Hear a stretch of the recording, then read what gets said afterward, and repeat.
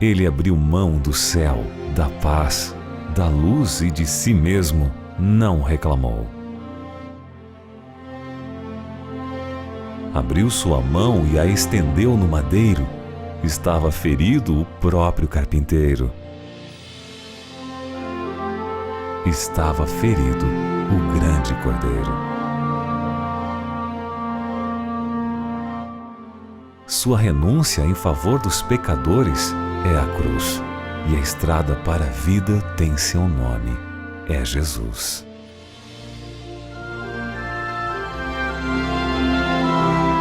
Nessa terra, sua vida foi marcada por passos de renúncia.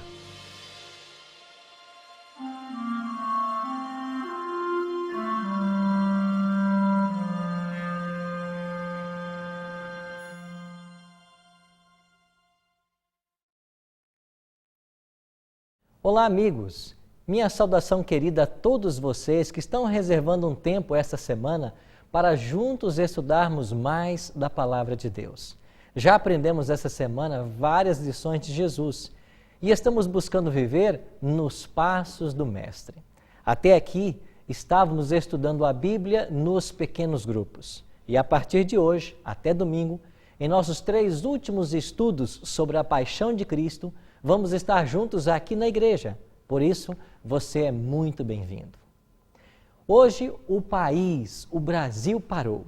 Foi um feriado nacional, Sexta-feira Santa. Diversos rituais religiosos ocorreram. Alguns se abstiveram de comer carne nesse dia, outros participaram de procissões e reconstituições da Via Sacra. Mas você já se perguntou o que existe de santo na Sexta-feira Santa? Eu não estou falando dessa ânsia desenfreada pelo consumo, tais como vendas de chocolates, ovos de Páscoa e outras coisas que não possuem qualquer sentido bíblico. Eu estou me referindo ao fato de que, nesse dia, relembramos a morte de um santo, Jesus, o Filho de Deus. Você já se perguntou por que foi necessária a morte de Cristo? A Bíblia nos ensina que Deus criou o ser humano para viver eternamente. Infelizmente, o ser humano escolheu de forma caprichosa e voluntária recusar a vida de Deus e percorrer o caminho de pecado e autodestruição. Logo, se Deus não levasse isso em consideração, aonde estaria a sua justiça? E se permitisse ao ser humano pagar as consequências do seu pecado, aonde estaria o seu amor? Sendo a justiça o fundamento do trono de Deus e fruto do seu amor, ele agiu. Ele veio ao mundo para nos salvar. Era desígnio de Satanás divorciar a misericórdia da verdade, da justiça, e ele buscou provar que a justiça da lei divina é inimigo da paz. Mas Cristo mostrou que no plano divino elas estão indissoluvelmente unidas. Uma não pode existir sem a outra. É por isso que o salmista, no Salmo 85, verso 10, e eu queria que você lesse comigo esse texto, Salmo 85, versículo 10, declarou o seguinte: encontraram-se a graça e a verdade, a justiça e a paz se beijaram.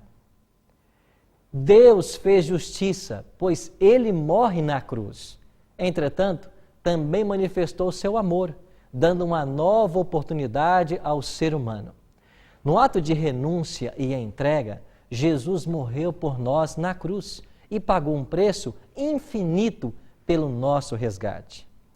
Eu gostaria de chamar a sua atenção agora para 3 atos praticados por Jesus em nosso favor. Atos de renúncia.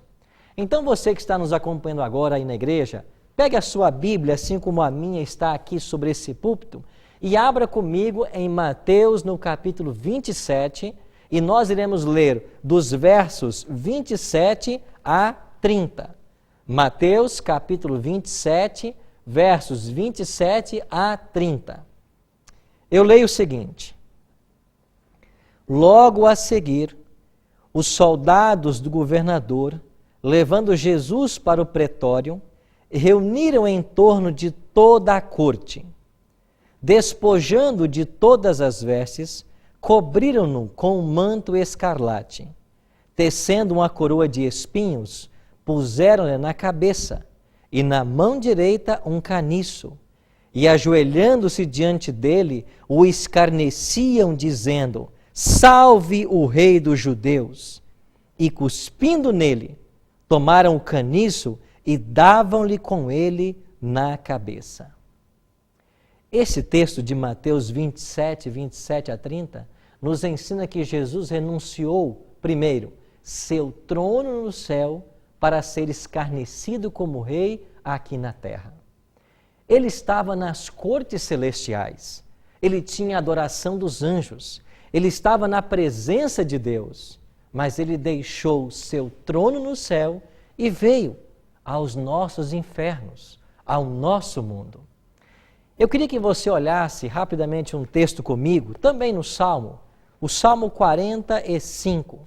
Olha o que diz o Salmo 45, versículo 8. Salmo 45, versículo 8. Todas as suas vestes recendem a mirra, aloés e cássia. De palácios de marfim ressoam instrumentos de cordas que te alegram. Você sabe que foi este versículo da Bíblia que inspirou Henry Barraclough a escrever o hino Vestido em Linho? Seu coro diz assim: vindo ao mundo deixou no céu palácios de marfim. Glória não quis, em dor morreu, a cruz suportou por mim. Coberto com um manto escarlate, coroa de espinhos e um caniço na mão direita, aqui nós temos um retrato do Filho de Deus aqui na terra. No céu, anjos o reverenciavam.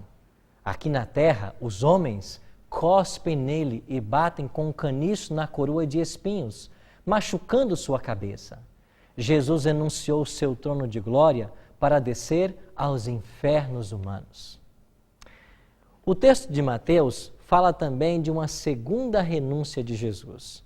Jesus renunciou à presença do Pai.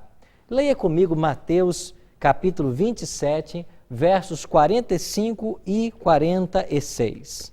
Mateus 27, 45 e 46. Desde a hora sexta até a hora nona, houve trevas sobre a terra. Por volta da hora nona, clamou Jesus em alta voz, dizendo: Eli, Eli, lama sabachthani, que quer dizer: Deus meu, por que me desamparaste? Como evidência desse sentimento de desamparo, dessa separação de Deus, um eclipse que durou 3 horas ocultou a luz do sol, fora de época, milagroso. Jesus, a luz do mundo, em seu nascimento, fora anunciado por uma estrela. Em sua morte, foi indicado por um eclipse.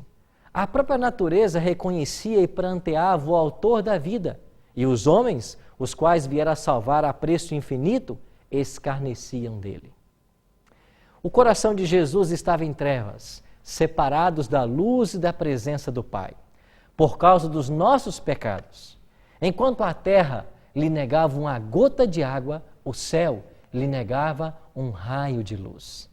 Jesus, em meio aos sofrimentos, foi por algum tempo desamparado por seu próprio Pai.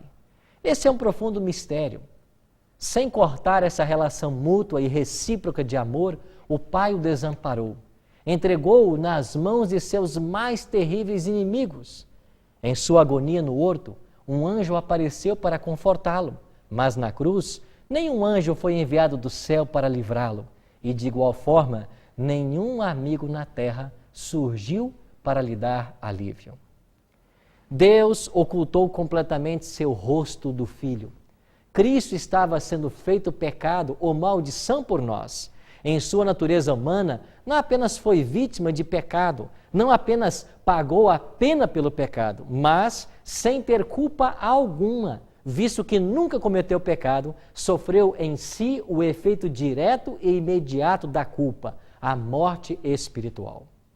E esta morte espiritual consiste na ausência da comunhão com Deus. Aqui vemos a maravilha do Evangelho.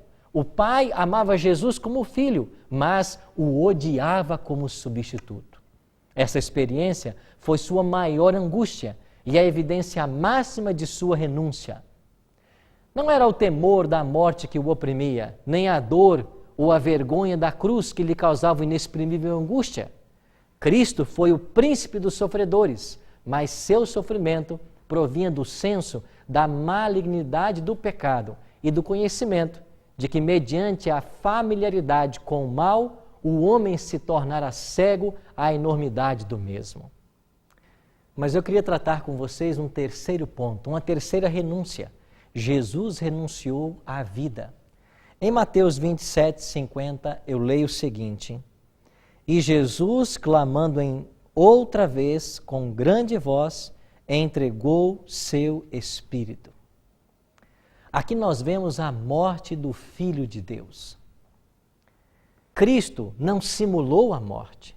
Ele, de fato, assumiu a culpa pelo pecado e morreu em nosso lugar. E todo este grande sacrifício feito pelo Filho de Deus foi para dar a você e a mim o direito de salvação e vida eterna. Cristo foi tratado como nós merecíamos para que nós pudéssemos receber o tratamento que Ele tinha direito. Ele foi condenado pelos nossos pecados nos quais não tinha participação, para que nós fôssemos justificados pela sua justiça, da qual nós não tínhamos parte. Ele sofreu a morte que nos cabia para que recebêssemos a vida que a Ele pertencia. Sexta-feira Santa só existe porque um santo morreu nesse dia. Diferente de comemorar com ovos e chocolate, eu queria fazer uma pergunta para você. Está o seu coração aberto para receber o homem do Calvário? Nós iremos ouvir agora uma canção. E enquanto Daniel Littke apresentar esta música, eu queria convidar você a celebrarmos a Páscoa de uma forma diferente, abrindo nosso coração para o homem do Calvário.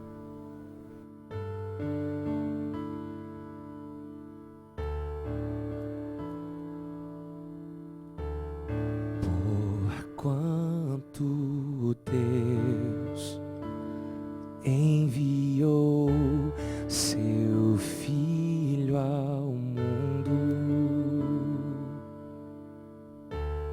não para julgar o mundo, mas para o salvar.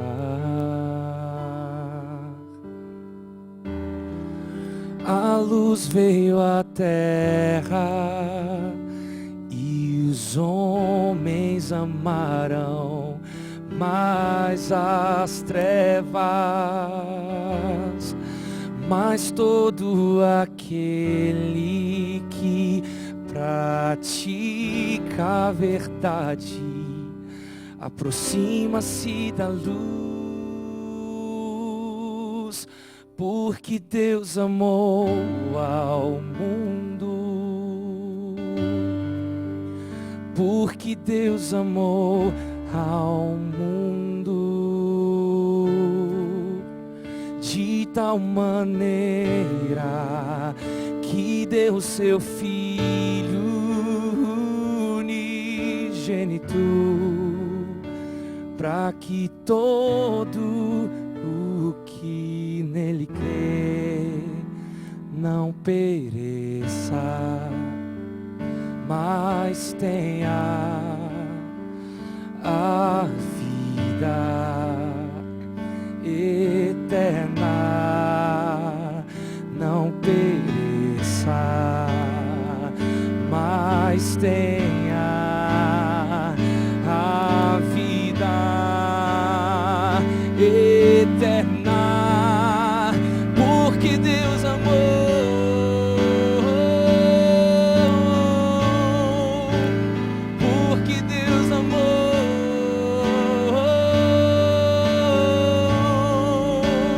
porque Deus amou,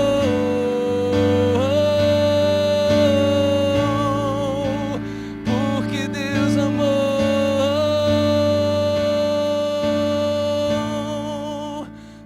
Porque Deus amou ao mundo.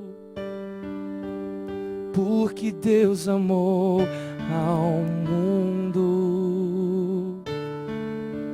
de tal maneira que deu seu Filho unigênito, para que todo o que nele crê não pereça, mas tenha a vida eterna.